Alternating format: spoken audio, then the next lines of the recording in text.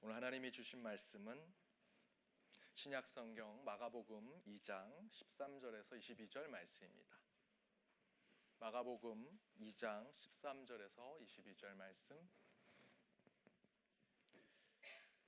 하나님의 말씀을 한 목소리로 읽도록 하겠습니다.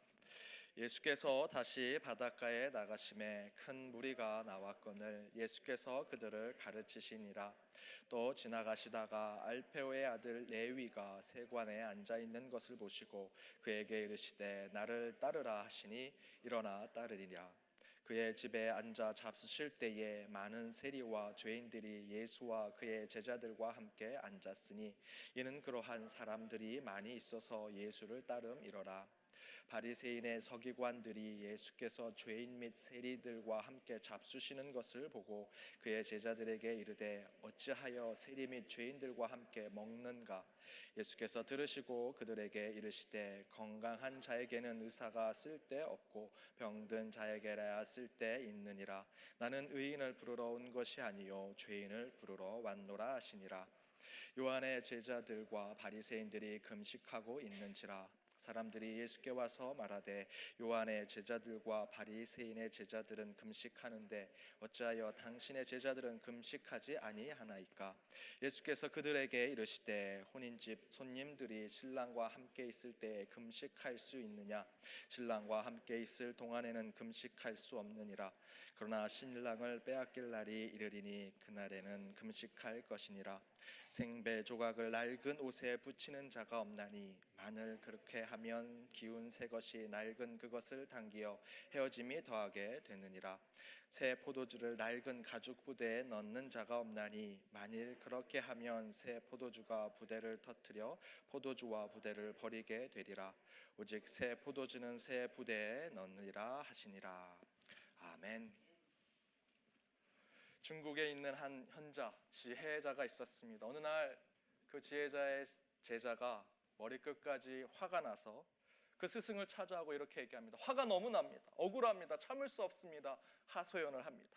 그때 스승이 내 마음을 담을 수 있는 그릇을 가져오라고 명령합니다. 그러자 그 제자는 투덜거리면서 어젯밤 너무 화가 나서 제가 마셨던 그 술잔을 가져오겠습니다 하고 작은 술잔을 가져옵니다. 그때 스승은 그 술잔에 물을 담아라. 그리고 그 스승은 물을 담은 술잔에 자신의 한 움큼 진 소금을 그 술잔 위에 넣습니다. 그리고 그것을 마시라 라고 명령합니다. 그러자 제자는 한 모금 마시더니 인상을 쓰면서 그 물을 뱉어버리고 선생님 이걸 어떻게 먹습니까? 쓰고 짜고 도저히 못 먹겠습니다. 그러자 이 스승은 그럼 그거 쓰고 짠 그 물을 호수에 버리라. 그래서 호수에 버렸습니다. 그리고 다시 스승은 말합니다. 다시 물을 떠서 마셔보아라. 물맛이 어떠냐? 그때 그 제자가 얘기합니다. 더 이상 짜지 않습니다. 그때 비로소 이 현자는 이렇게 얘기합니다. 내 마음의 그릇이 얼마냐에 따라서 내 안에 있는 고통과 아픔과 그 문제가 다르게 되느니라. 여러분, 인간은 누구나 아픔과 고통을 가지고 삽니다. 그러나 그 문제가 누구에게는 작게 느껴지고 누구에게는 크게 느껴지게 됩니다. 그 이유는 우리 각자가 가지고 있는 마음의 그릇의 크기 때문입니다. 그릇이 작으면 작은 아픔과 고통에 더 아프고 더 고통스럽습니다. 마음이 넓고 크면 어떤 고통과 아픔이 올지라도 크게 문제가 되지 않습니다. 저는 우리 신앙은 마음을 넓히고 또한 생각을 크게 하고 영혼을 풍족케 하는 것이 우리의 신앙이라고 믿습니다. 주일날 교회 다녀와서 예배드리고 속 좁은 인간처럼 살아가고 작은 마음으로 살아가면 안 됩니다. 오늘 이 예배가, 오늘 이 설교가 여러분의 마음을 넓히고 생각을 크고 깊게 하는 그러한 시간이 되기를 주님의 이름으로 축원드립니다. 우리 옆에 있는 분들과 이렇게 인사 나누기 원합니다. 마음이 넓은 사람이 됩시다.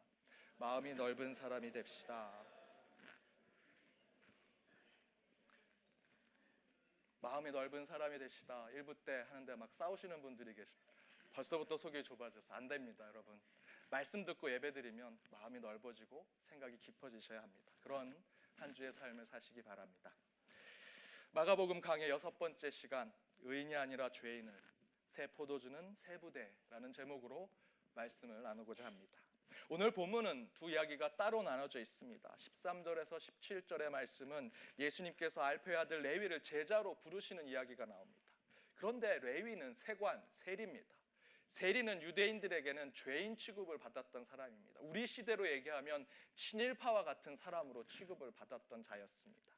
그러나 예수님은 그런 세리를 제자로 부르시고 그와 함께 식사를 나눈 것이 오늘 본문에 기록되어 있습니다.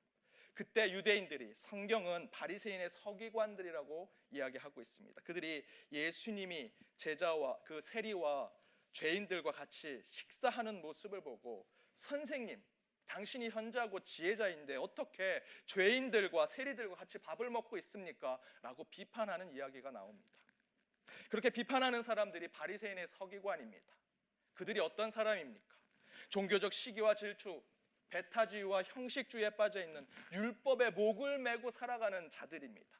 꽉 막혀 있고 율법에 빠져 있고 잘못된 교리에 집착하는 사람들, 그 바리새인의 서기관이 비판하는 것입니다. 당신 그렇게 위대한 사람 같은데 죄인들과 세리와 그들과 어떻게 식사를 하고 있습니까? 라고 얘기하는 것입니다. 이에 예수님께서 응답하십니다. 17절 말씀입니다. 함께 읽어보겠습니다. 예수께서 들으시고 그들에게 이르시되 건강한 자에게는 의사가 쓸데없고 병든 자에게라야 쓸데있느니라. 나는 의인을 부르러 온 것이 아니요 죄인을 부르러 왔노라 하시니라. 아멘. 그래서 바로 이 이야기는 의인이 아니라 죄인을 부르러 오신 예수님의 이야기라고 제목을 붙일 수 있습니다. 그 다음에 나와 있는 그 다음 단락의 18절에서 22절의 이야기는 다른 이야기가 나옵니다. 제목부터 말씀드리면 새 포도주는 새 부대에 담아야 한다라는 제목입니다. 내용은 요한의 제자들과 바리새인들이 금식을 합니다. 그런데 예수님과 예수님의 제자들은 그렇게 하지 않습니다. 그래서 사람들이 묻습니다. 왜 당신은 종교적 현자이고 스승이고 랍비인데 왜 금식하지 않습니까? 라고 묻는 것입니다. 그러자 예수님께서 이렇게 말씀하십니다. 결혼식장에 갔는데 어떻게 금식할 수 있느냐? 신랑이 죽거나 가족이 죽으면 함께 금식하면 되지만 지금은 그럴 때가 아니다. 생각해봐라. 헌옷을 고친다고 새로운 옷감을 붙이면 다 떨어지지 않겠느냐? 새로운 운동이 일어났고 새로운 세상이 되었는데 여전히 율법에 묶여있고 과거에 묶여있으면 되겠느냐라고 예수님이 말씀하십니다. 그러면서 22절의 말씀을 하시는 것입니다. 22절 함께 읽어보겠습니다. 새 포도주를 낡은 가죽 부대에 넣는 자가 없나니 만일 그렇게 하면 새 포도주가 부대를 터뜨려 포도주와 부대를 버리게 되리라. 오직 새 포도주는 새 부대에 넣느니라 하시니라. 아멘. 그래서 이 본문, 이 두 번째 이야기는 새 포도주는 새 부대에 담기라는 제목을 붙일 수 있습니다. 어찌 보면 이 두 이야기는 다른 이야기처럼 보입니다. 다른 시간, 다른 장소, 다른 내용을 담고 있습니다. 그러나 저는 오늘 이 두 다른 이야기를 하나로 묶어서 여러분과 함께 말씀을 나누고자 합니다. 이 두 예수님의 이야기의 구조는 의인이 아니라 죄인을 부르신 예수님을 구조화시키면 의인과 죄인 이렇게 표현할 수 있습니다. 두 번째 새 포도주는 새 부대에 담아야 한다는 이야기는 새 포도주와 새 부대 이렇게 구조화시킬 수 있습니다. 이 두 이야기를 간단한 구조로 서로 기계적으로 붙인다면 의인, 죄인, 새 포도주, 새 부대 이렇게 표현할 수 있죠. 안 이어질 것 같은데 사실은 잘 이어집니다. 예수님께서 의인이 아니라 죄인을 부르러 오십니다. 그런데 그 죄인은 예수님이 부르신 회개한 제자가 됩니다. 따라서 그 새롭게 변화된 죄인은 새 부대에 담겨져야 한다라는 것입니다. 두 이야기가 서로 연관이 있습니다. 의인이 아니라 주님은 죄인을 부르러 오셨습니다. 그 죄인은 새롭게 되어서 새 포도주가 됩니다. 그 새 포도주는 헌 부대에 담을 수 없습니다. 새 부대에 담아야 한다라는 것입니다. 그런데 이야기를 잘 읽어보면 이 두 이야기의 구조를 죄인에서 새 포도주를 이어주는 연결고리가 있습니다. 가장 먼저 여기서 죄인은 그냥 죄인이 아닙니다. 예수님이 부르신 죄인이라는 것입니다. 따라서 구조는 의인이 아니라 죄인을 부르실 때 그 죄인 위에는 반드시 예수님이 있어야 합니다. 죄인만 남아있으면 안 됩니다. 예수님이 부르신 죄인이 되어야 한다라는 것입니다. 바로 예수가 부르신 죄인들은 죄인으로만 머물러 있을 수 없습니다. 세리였던 삭개오를 생각해 보십시오. 삭개오가 예수님을 만나고 가장 먼저 한 것이 무엇입니까? 잔치를 열었습니까? 예배를 드렸습니까? 백분 토론? 서로 토론회를 했습니까? 아닙니다. 누가복음 19장 8절에 이렇게 기록되어 있습니다. 함께 읽어보겠습니다. 삭개오가 서서 주께 여짜오되 주여 보시옵소서 내 소유의 절반을 가난한 자들에게 주겠사오며 만일 누구의 것을 속여 빼앗은 일이 있으면 내 갑절이나 갚겠나이다. 삭개오는 주님을 만나고 주님을 영접한 후에 가장 먼저 한 것이 회개하는 것이었습니다. 저는 오늘 본문 앞부분에 세리를 부르시는 이야기에서도 세리 레위가 예수님께 부름을 받았을 때 가장 먼저 한 것이 삭개오처럼 주님, 제가 잘못한 것이 있으면 회개하겠습니다. 용서받게 해주십시오. 죄를 고백했다라고 생각합니다. 마가복음은 하나님의 공동체에 있는 자들을 죄인의 공동체가 아니라 회개한 자들의 공동체라고 부른다고 지난 설교 때 말씀드렸습니다. 그렇다면 예수님께서 의인이 아니라 죄인을 부르러 왔다라는 말씀은 바로 그 죄인은 예수님의 부름을 받아 따라서 죄인으로 살아가는 것이 아니라 회개한 자로 살아가야 한다라는 것입니다. 그렇다면 이 이야기의 구도는 이렇게 될 수 있습니다. 의인이 아니라 예수를 통해서 그 죄인은 부름을 받고 그는 회개한 사람이 되어야 하는 것입니다. 바로 여기서 죄인에서 예수님의 부르심에 회개한 사람이 되는 것은 새로운 존재, 변무하는 자가 되는 것을 말합니다. 그것은 곧 새로운 포도주를 상징할 수 있습니다. 그런데 바로 이 예수님의 부르심을 받아 죄인에서 회개한 자가 된 사람이 새 포도주가 되기 위해서는 마가복음 기자는 한 가지를 정리하고 있습니다. 바로 그것은 율법에 대한 문제입니다. 18절에서 이런 문제를 제기합니다. 왜 너희들은 금식하지 않느냐? 다른 표현으로 하면 왜 너희들은 율법을 지키지 않느냐라는 질문입니다. 금식은 율법을 상징합니다. 이에 대해서 예수님께서 이 금식에 대해서 제가 앞에서 말씀드린 대로 결혼식날 금식할 수 없다. 지금은 결혼식 날, 기쁘고 축제의 날이다. 그러면 금식이 아니라 먹고 즐겨 하는 날이다. 대신에 금식할 때가 올 것이다. 그때 가서 금식해도 괜찮다라고 말씀하시면서 지금은 금식을 해야 하는 율법의 시대가 아니라 먹고 마시고 즐기며 기쁨과 축제를 나누는 그 기쁜 소식, 복음을 전하는 시대라고 말씀하십니다. 바로 그러면서 예수님은 기쁨과 축제의 복음의 시대인 그때를 새 포도주로 연결하시는 것입니다. 좀 더 다르게 설명한다면 여러분 바다를 즐기기 위해서 어디로 가십니까? 저는 두 가지를 생각해 봤습니다. 등대로 가는 것과 요트를 타는 것. 지금 이 시대는 바다를 즐기기 위해서 등대로 가는 시대가 아니다라는 것입니다. 요트와 배를 타고 그 바다를 즐기고 바다를 느끼는 시대가 되어야 한다는 것입니다. 등대는 금식을 꼭 해야 한다는 고정된 율법을 상징합니다. 그에 비해서 요트와 배는 고정되어 있지 않습니다. 도리어 바다를 더 누리고 즐기게 하는 것입니다.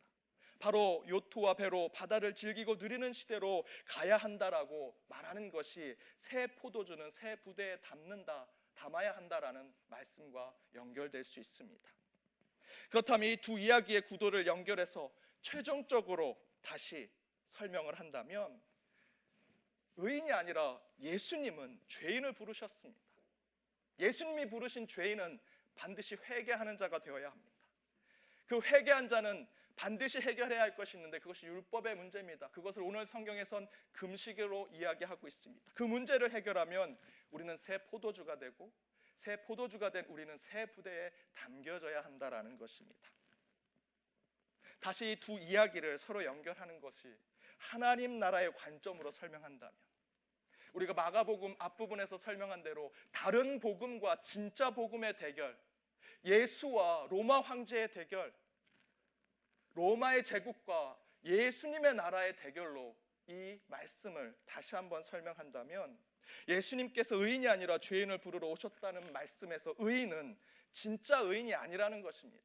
다른 복음에서 로마 제국에서 유대인의 기득권들이 차지하고 있는 그 땅에서의 의인은 진짜 의인이 아닙니다. 바리새인의 서기관과 같은 자들이 인정하는 의인일 뿐입니다. 그들은 진짜 의인이 아닙니다. 저는 여기서 말하는 의인과 죄인을 구분하는 이 시대를 이렇게 설명하고 싶습니다. 짜고 치는 고스톱판, 짜고 치는 노름을 하게 되면 따는 사람만 돈을 계속 따고 읽는 사람은 돈을 계속 읽습니다. 바로 예수님 시대가 그런 짜고 치는 노름판의 시대, 그런 세상이었다라는 것입니다. 의인은 항상 의인처럼 대접을 받고 죄인은 항상 죄인처럼 정죄를 받는 시대. 그런 가운데 오늘 레위를 부르신 것은 예수님께서 이 짜고 치는 노름판을 뒤집으신 것입니다. 너희들이 만들어 놓은 악하고 잘못된 세상판에서 의인은 항상 의인이 되고 죄인은 항상 죄인이지만 실제 그런 세상이 어디 있는가? 성경을 읽어보아라. 너희 모두는 다 죄인이다. 너희가 어찌 너희들만 지킬 수 있는 율법의 노름판을 만들어 놓고 너희만 의인이고 그 율법을 지키지 못한 사람들을 다 왜 죄인 취급하는가? 그렇다면 나는 너희들이 죄인 취급한 그들을 불러 하나님 나라의 사람으로 세우겠다라고 말씀하시면서 세리인, 죄인으로 불린 레위를 부르시고 창녀들과 세상의 판의 죄인들과 함께 식사를 나누고 교제를 하시는 것입니다. 바로 그것이 복음, 기쁜 소식입니다. 사랑하는 여러분, 우리 교회가 예수님처럼 의인은 항상 의인이 되고 죄인은 항상 죄인으로 불리는 이 나쁘고 악한 세상의 판을 뒤집을 만한 능력을 가진 교회입니까? 여러분 신앙이 그런 신앙입니까? 한번 생각해 보십시오. 오히려 반대로 우리 교회는, 저와 여러분의 신앙은 바리새인의 서기관처럼 우리만 의인이 되고자 부정직하고 불의하게 만드는 이 세상의 판을 그대로 유지하고 지키려는 그런 마음을 갖고 있지는 않은지. 여러분, 세상의 판은 계속해서 뒤집어지고 있습니다. 요즘 이렇게 얘기합니다. 요즘 시대를 제4차 산업혁명 시대라고 얘기합니다. 인공지능, 로봇이 점점점 우리의 생활에 들어오고 있습니다. 이런 시대에 우리 청년들, 젊은 사람들 취업하기 힘듭니다. 실업률은 계속 높아져 가고 있습니다. 그때 교회 기성세대들이 얘기합니다. 너희들이 기도를 안 하니까, 믿음이 없으니까 취직을 못하고 돈을 못 버는 거야. 맞는 얘기입니까? 지금 세상의 판은 뒤집어지고 있습니다. 그렇게 봐서는 안 됩니다. 세탁소 하시는 분들이 점점점 수익이 나지 않는다고 얘기합니다. 매해 벌어들이는 돈이 반으로 줄어들고 있다고 얘기합니다. 왜 그렇습니까? 세상이 바뀌었기 때문입니다. 그분의 신앙이 없어서, 기도를 덜해서? 아닙니다. 여러분, 세상의 판이 바뀌고 있습니다. 그 가운데 예수님은 이 악한 세상의 판을 깨시는 분이십니다. 우리가 예수님을 쫓아가는 그리스도인이라면 우리는 당연히 예수님처럼 나쁘고 악하고 죄된 세상의 판을 깨는 자들이 되어야 합니다. 죄인의 굴레에 묶여 사는 자들을 해방시켜주고 어둡고 그늘진 곳에서만 살아가는 이 세상판을 뒤집어서 그들에게 빛과 소금을 주는 것이 교회가 되고 그리스도인이 되어야 합니다. 저는 요즘 우리 교회를 생각하고 기도할 때 이런 생각을 해봅니다. 왜 하나님께서 우리 기쁨의 교회의 부흥과 성장을 잠시 멈추게 하셨는가? 물론 우리 교회 건물이 넉넉하지 않습니다. 작년 세대들의 전도도 잘 안 됩니다. 예배 후에 교제도 편하게 할 수 있는 장소가 없습니다. 더 오고 싶어하는 분들이 있지만 그에 맞춰진 프로그램이나 시설이 부족합니다. 물론 그런 것들도 있겠지만 저는 요즘 이런 묵상을 합니다. 우리 교회가 판을 깨지 못하는구나. 예수님처럼 죄인을 부를 수 있는 새로운 판을 못 만들어내는구나. 나도, 우리 성도님들도 아직 타성과 기존의 판에 젖어 있구나라는 생각을 하고 반성을 하고 있습니다. 여러분, 저는 우리 교회가 초대교회와 같은 부흥을 이룰 수 있는 교회라 믿습니다. 말씀과 복음 때문에 모여서 예배를 드리고 떡을 나누고 삶의 교제를 나누는 공동체, 그런 교회의 본질, 예배의 본질을 찾고자 하는 자들과 함께 모여서 함께 주님께 나아가는 교회가 되리라 믿습니다. 그러기 위해서는 우리는 우리 안에 있는 형식과 타성의 판을 깨야 합니다. 우리 교회도 기존에 있는 부흥의 방법, 교회 프로그램으로 나아가는 그런 세상이 아니라, 그런 교회가 아니라 새롭게 예수님이 그 판을 깨신 것을 쫓아가는 교회, 그리고 저와 여러분이 되어야 할 것입니다. 더불어 여러분이 지금 마음판으로 가지고 있는 여러분의 관습, 과거, 때로는 율법, 예전의 생각들, 그 타성과 기존의 그 생각들을 여러분 깨지 않는다면 여러분 개혁을 위한 개혁이 나아가는 이 교회처럼 여러분들도 그리스도인의 삶을 살아갈 수 없습니다. 또다시 오늘 말씀의 구조를 살펴보면 저와 여러분과 같은 죄인은 곧 예수님께 부름받아 세상의 판을 깨고 예수님의 제자가 된 사람들입니다. 그런데 예수님께 부름을 받아 제자가 된 죄인은 죄인의 정체성에 머물러 있어서는 안 됩니다. 주님은 바로 그 죄인을 회개한 자로 만드신다라는 것입니다. 바리새인들과 유대인들은 예수님을 비판했습니다. 창녀들과 세리와 죄인들과 먹고 마시기를 즐기는 사람. 저도 만약에 예수님께서 죄인과 세리와 창녀가 하나의 조건을 충족하지 아니하고 예수님께서 그들과 먹고 마시기를 즐겼다면 비판에 동의했을 것입니다. 그 하나의 조건은 죄인과 세리와 창녀일지라도 그들이 회개한 자로 예수님과 함께 하는가라는 문제입니다. 여러분은 왜 제 설교를 들으십니까? 왜 못난 저의 설교를 들으십니까? 우리 장로님들 또 예배 순서를 맡은 이들의 그 모습 가운데 예배에 여러분 빠져 들어가십니까? 저는 죄인입니다. 예배를 준비하는 분들 모두 죄인입니다. 세리와 창녀와 같은 컨텍스트 속에 있다면 그들도 아마 악한 죄를 저질렀을 것입니다. 그럼에도 불구하고 여러분이 제 설교를 듣고 우리 장로님들의 기도에 아멘으로 화답하는 이유는 저와 이단의 선자들이 죄인으로 남아있는 것이 아니라 죄에 대해서 철저하게 회개하고 주님 앞에 용서받은 자로 서 있기 때문에 여러분이 이 말씀을 듣고 기도에 화답하는 것이라 믿습니다. 그것은 여러분도 똑같은 것입니다. 세상의 추하고 악한 판을 깨기 위해서 주님은 의인이 아니라 죄인을 부르셨습니다. 그러나 절대로 그 죄인의 정체성에서 머물러 있어서는 안 됩니다. 우리는 반드시 죄인에서 회개한 자, 변화한 자, 새로운 피조물이 되어야 합니다. 한 목사님이 회개사분들을 모인 그 예배 모임에서 설교를 하는데 앞부분에 이런 농담을 하셨습니다. 여러분, 매일 회개만 해서 되겠습니까? 그랬더니 한 회개사가, 목사님, 우리는 매일 회개만 하지 않아요. 감사도 합니다. 회개사분들 모일 때 은행에 가서 그 농담을 하면 사실 빵 터집니다. 여러분, 회개는 매일매일 회개하고 입으로 회개한다고 해서 되는 것이 아닙니다. 회개는 내가 가는 길에서 잘못됐다고 생각됐을 때 180도 돌아서 옳은 길로 가는 행동이 있을 때 그 회개가 진정한 회개입니다. 회개는 실천이고 삶이고 행동이어야 합니다. 바로 오늘 두 이야기를 잇는 죄인과 새 포도주 사이에 회개한 사람은 완전히 달라진 사람으로 세리에서 제자가 되는 것이고 물에서 포도주로 바뀌는 인생을 이야기하는 것입니다. 사랑하는 여러분, 죄인에서 이제 회개한 자가 되십시오. 그냥 회개한 자가 돼서는 안 됩니다. 완전히 다른 삶을 살아가는 회개한 자, 새 포도주의 삶을 살아가야 합니다. 마지막 다시 한번 오늘 말씀을 이었던 구조를 한번 살펴보십시오. 세상의 악한 판에서 만들어진 의인이 아니라 예수님은 죄인을 부르셨습니다. 그러나 그 죄인을 그곳에 머물게 하지 않으십니다. 반드시 회개하고 주님 때문에 완전히 다른 삶을 살게 하십니다. 그런데 오늘 본문에서는 바로 그렇게 완전히 다른 삶을 살고자 회개의 실천을 하려고 하는데, 그런 회개한 자로 살아갈 때 우리 가운데 유혹이 하나가 들어오게 됩니다. 회개의 삶을 살고자 하니 뭔가를 지켜야 할 것 같습니다. 무슨 중요한 계기가 필요할 것 같고 행동 지침이 있어야 할 것 같은데 라는 생각을 하게 된다라는 것입니다. 바로 그때 그런 마음을 비집고 사단이 우리 마음에 들어옵니다. 그리고 무엇을 심습니까? 그렇게 힘들게 버렸던 예수 그리스도의 십자가와 보혈로 버렸던 그 율법, 옛 관습, 이 땅의 생각들이 다시 우리 안에 들어오는 것입니다. 우리 안에 율법이 들어오는 것입니다. 새로운 율법이 들어오는 것입니다. 오늘 본문은 앞에 의인이 아니라 죄인을, 그리고 새 포도주는 새 부대에 대한 두 이야기를 다리처럼 잇고 있는 것이 있는데 그것이 바로 금식에 대한 이야기입니다. 그런데 바로 이 금식은 바로 율법을 상징합니다.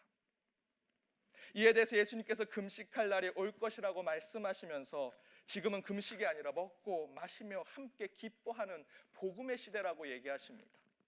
이에 대해서 제가 앞에서 율법, 곧 금식에 빠지지 않는 방법으로 바다를 즐기기 위해서는 등대가 아니라 요트와 배를 타야 된다고 말씀을 드렸습니다. 등대에서 바다를 즐기는 것과 요트와 배를 타고 바다를 즐기는 것의 차이점이 무엇입니까? 순간을 즐기고 있느냐 그렇지 않느냐의 차이점을 가지고 있습니다.